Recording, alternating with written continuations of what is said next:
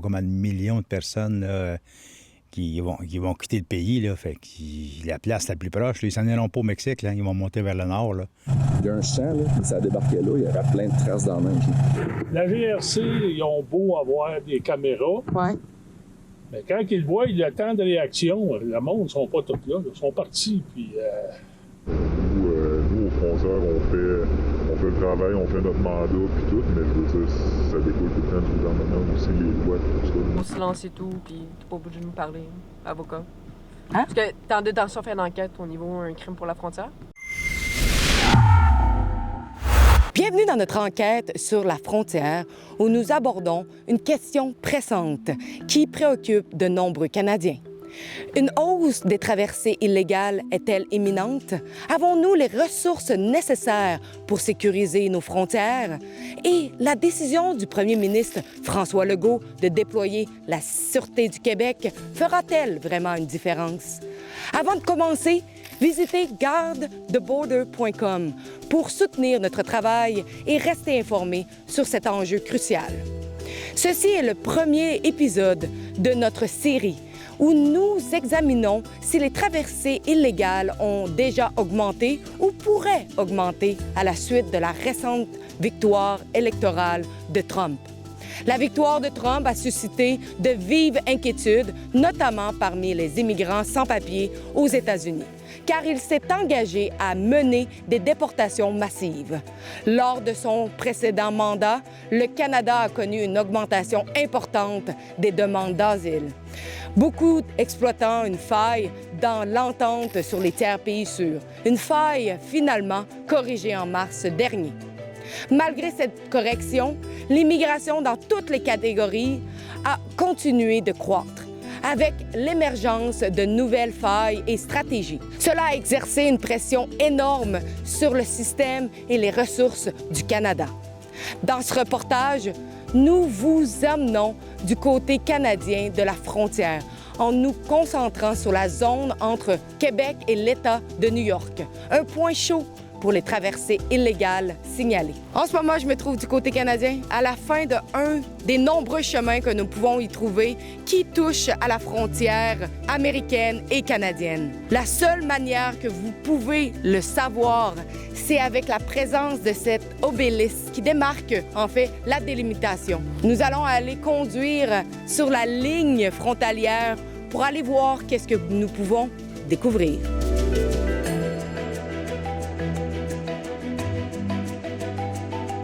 Monsieur Mario, pouvez-vous nous dire comment que ça a évolué depuis que vous avez pris acquisition de cette terre-là au niveau de ce qui se passe avec la frontière? OK. Bien, moi, je suis ici depuis 1990. Au début, c'était plus des passages des Premières Nations qui passaient ici. Là. C'était le trafic de boissons puis de cigarettes. Là. Ça a duré quelques années. Et là, ils se sont fait prendre par la GRC. Fait que, vu que c'était rendu pas mal compliqué, bien là, ils ont déménagé à Akwesasne, là. Fait que tout le monde pas mal sont au courant de ça. Puis là, ça a été tranquille pendant 10-15 ans, facile. Puis là, il a commencé à avoir des passages, là. De temps en temps, on trouvait des sacs à dos, des valises, des choses comme ça. Puis depuis que tout le monde entend parler que ça passe au chemin Roxham, là, ça fait quoi, 3 ans, 4 ans, que notre premier ministre du Canada, bien, il a invité pas mal les gens qui étaient pas bienvenus aux États-Unis. Venez au Canada, on va vous prendre. Fait que là, ça l'augmentait tout le temps. Mais nous autres, c'était tranquille, tu sais, ils passaient tout au chemin Roxham. Là, il y a eu des pressions du gouvernement provincial de fermer ça. Fait que quand ils l'ont fermé, bien, ils parlent aux médias là, qu'ils ont réglé le problème, ils ont fermé le chemin Roxham. Ben non, le chemin Roxham, il s'est étendu là, tout au long de la frontière. Là, il en passe en Estrie, dans Beauce. Fait qu'ils n'ont pas réglé le problème. Fait que là, il y en a, ça passe sur nos terres dans la nuit. Il y a des transporteurs qui débarquent en avant de la maison, puis ils prennent mon entrée privée, puis ils traversent les douanes. Moi, ça va bien. J'ai un chemin, là, je peux aller sur le côté américain là, sans problème en camion ou ben non, en 4 roues. Là. Fait que les gens, là, avec des GPS, ça va bien traverser. Là. Avez-vous vu des autos, en fait, passer sur votre terrain et vraiment traverser de l'autre côté? Présentement, non. C'est juste des gens à pied là, qui passent. Il n'y a pas d'auto. Là. À travers les années, là en ce moment, pouvez-vous nous dire un peu quelle nationalité on voit le plus là, passer ici? Bien, qu'est-ce que moi j'ai vu, là, des gens là, qui avaient été arrêtés par la GRC, là, c'était des gens qui viennent de l'Inde, des hindous. Là. Et ces gens-là traversaient de quel côté? Ils sortaient du Canada puis en direction des États-Unis. Ça rentre puis ça sort, là, mais ça sort plus que ça rentre. En tout cas, c'est qu'est-ce que j'observe. Là. L'hiver, c'est facile. Là, je vois les pistes dans la neige. Là. Mm-hmm. Mais c'est ainsi... l'été, c'est un petit peu plus compliqué à les voir, mais c'est plus les autos là, que suspects, là, que des fois que la GRC attrape aussi. Là, ça, on en voit souvent. Là. J'ai déjà vu des Guatémaltais ou Mexicains, là, des groupes de 5-6. Là, mais là, tu sais, quand j'en vois, là, je fais ma job de bon citoyen, puis j'appelle la GRC. Là, parce que, tu sais, souvent, c'est des travailleurs qui sont sur des fermes, là, puis j'en ai moi-même déjà perdu, là, qui ont traversé. On les fait venir du Guatemala, ça nous coûte des sous.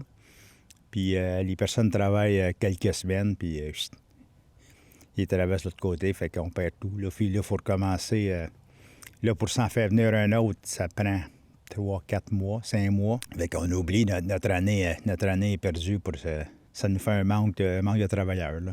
Bien, c'est sûr que là, avec les élections qu'on a eues sur le côté américain, quand M. Trump est au pouvoir, là, il dit ouvertement qu'il va faire le ménage. Je ne sais pas combien de millions de personnes là, qui vont quitter le pays. Là, fait que la place la plus proche, là, ils s'en iront pas au Mexique. Là, ils vont monter vers le nord. Là.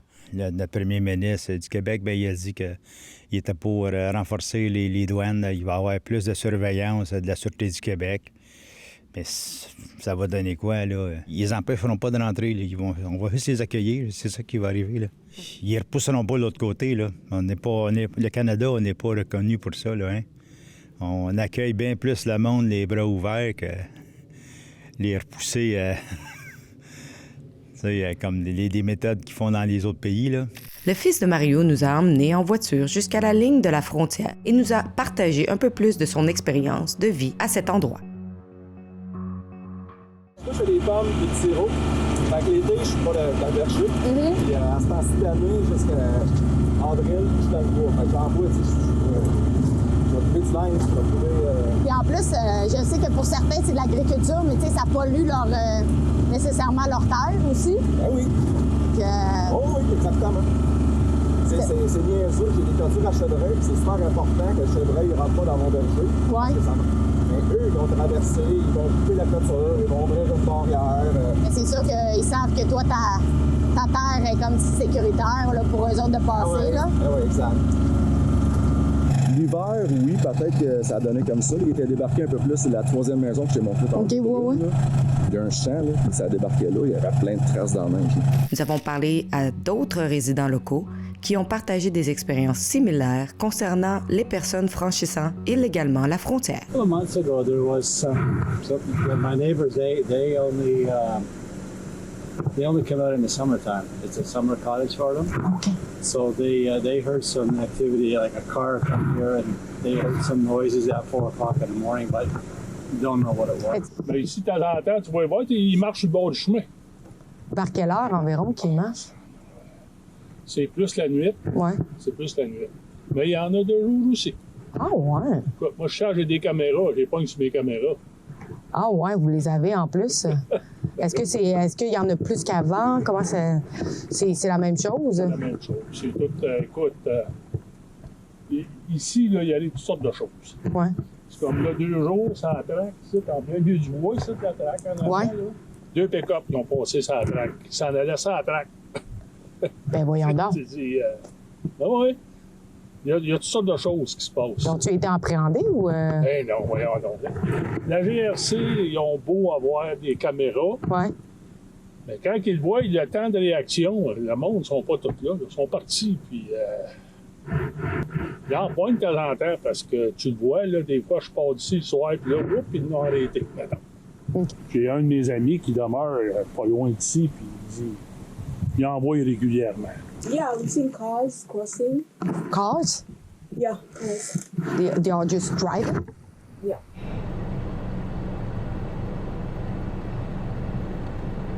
Quand on tape une plaque de licence, on a l'information. C'est sûr que tu peux pas avoir ton information. C'est sûr que tu vas commettre un crime le moins possible. Ouais, c'est ça. Hein? C'est une des raisons pour qu'ils font ça. Pour aller une voiture, fait que comme si nous autres, ça revient, mettons, Enterprise, quelque chose comme ça, on a moins d'informations. Les effectifs, ça, c'est une autre affaire que, tu sais, ça prend beaucoup d'effectifs pour arrêter tout ce monde ici. Vous ne pourriez pas avoir un département, justement, de patrouille frontalière au lieu d'avoir la GRC qui s'occupe de ça? Parce que il me semble qu'avec le temps, je pense que ça va juste continuer à augmenter. Hein. Ouais, ben ça, je sais pas s'il y a des plans ou quelque chose justement avec l'élection de Trump. Ouais. C'est sûr qu'il y a eu des discussions quelque part pour le futur, parce qu'on sait tout ce qui va se passer avec ça. C'est qu'il y a une sorte d'immigration de son pays, puis ça va déborder de notre pays. On ne sait pas quand est-ce que ça va arriver. On a des gros doutes qu'on pense que ça va se passer.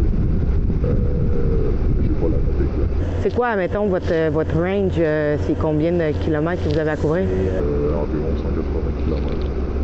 Nous, au frontière, on fait le travail, on fait notre mandat puis tout, mais je veux dire, ça découle tout le temps du gouvernement aussi, les lois, tout ça. Nous, on applique les lois. Fait que je peux pas arrêter quelqu'un pour juste se promener dans la rue et tout ça. C'est ça le problème. Vous devriez avoir plus large parce que souvent, ben si un auto qui a l'air suspect, mais s'il y a des gens en arrière, vous devriez avoir le droit de dire donnez-moi vos papiers.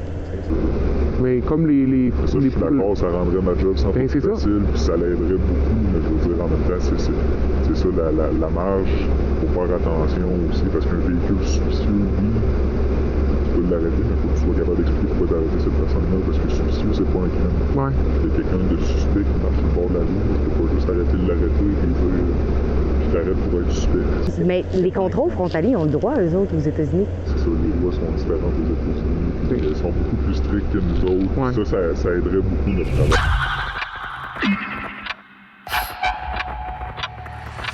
So for now it's about 4:15, not even. We are driving along the border to see if we cannot see any activity. We didn't see RCMP yet. You need to understand that the border is so long and it's pretty quiet at the moment, but people have told us that most of the crossing happen during the night or early the morning around 4 a.m. It's why we are here.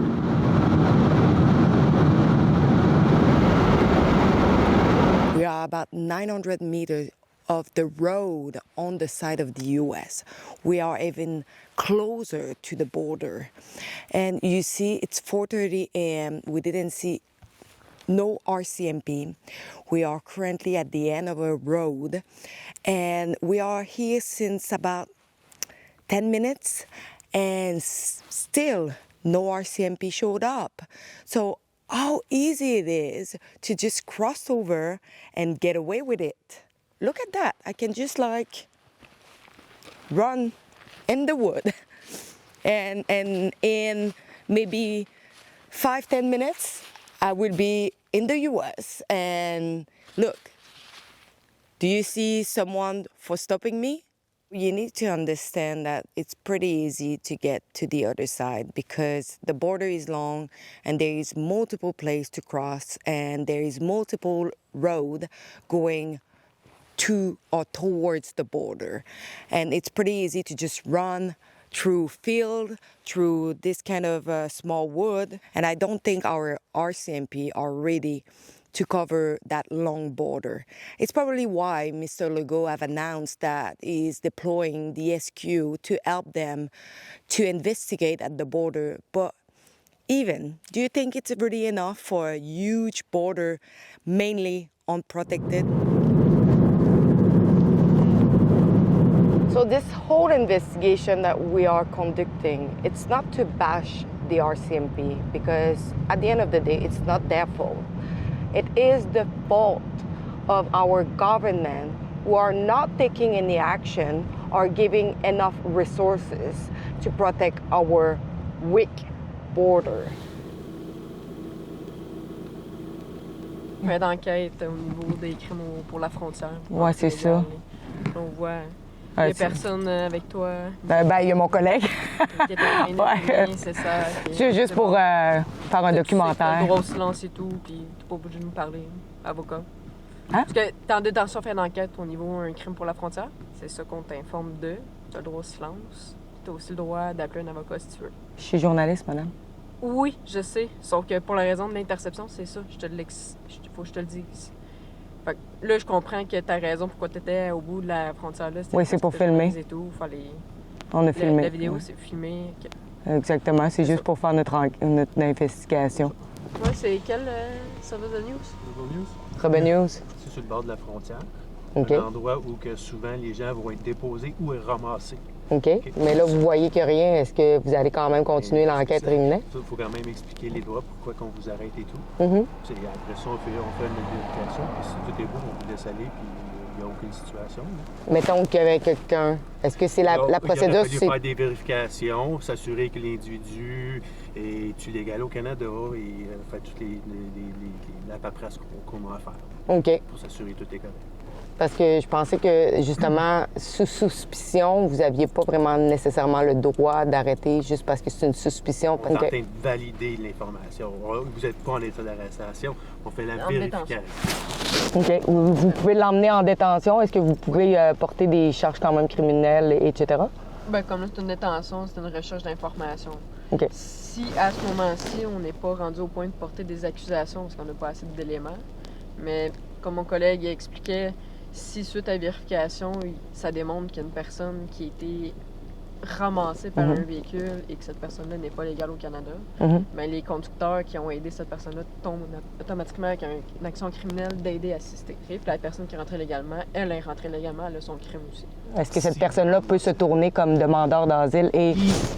À l'arrestation, oui. Pour l'individu qui, disons, prétend qu'il est rentré illégalement, il fait la demande d'asile, aucune charge. Mais si sa demande est refusée, ces charges-là peuvent être OK. Pour ça. Merci. Bonne journée. Bonne matinée. Bonne nuit. Restez à l'écoute pour le prochain épisode de cette série où nous enquêtons sur le côté américain de la frontière dans le Vermont, qui se trouve également juste à côté du Québec. If I was a Canadian citizen, I would be very concerned. I'd be very, very concerned. Merci d'avoir regardé notre reportage. N'oubliez pas d'aller sur guardtheborder.com. Sur ce site web, vous pouvez encourager et supporter notre journalisme indépendant. Merci en avance de partager le contenu. Et également, sur ce site web, vous pouvez voir tous les reportages. Donc, allez sur guardtheborder.com et merci en avance.